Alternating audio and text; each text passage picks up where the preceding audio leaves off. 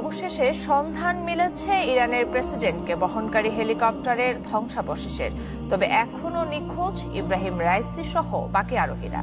ইরানের কর্মকর্তাদের বরাত দিয়ে বার্তা সংস্থা রয়টার্স জানায় পুরোপুরি বিধ্বস্ত হয়েছে হেলিকপ্টারটি। আর রেড ক্রিসেন্ট জানায় জীবিত কারো সন্ধান মেলেনি সেখানে।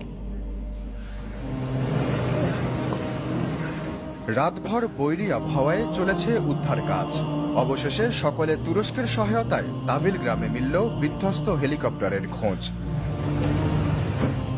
মুহূর্তেই সেখানে ছুটে যায় রেড ক্রিসেন্ট। দুর্ঘটনাস্থল থেকে উদ্ধার করে পুরোপুরি বিধ্বস্ত হেলিকপ্টারটি। পরবর্তীতে সংস্থাটি জানায় এই ধ্বংসাবশেষ থেকে জীবিত কারো সন্ধান মেলেনি। তাই ইরানের প্রেসিডেন্ট ইব্রাহিম রাইসির ফিরে আসাটা যেন এখন অলিক। রোববার আজারবাইজানে একটি বাঁধ উদ্বোধন করেন ৬৩ বছর বয়সী ইরান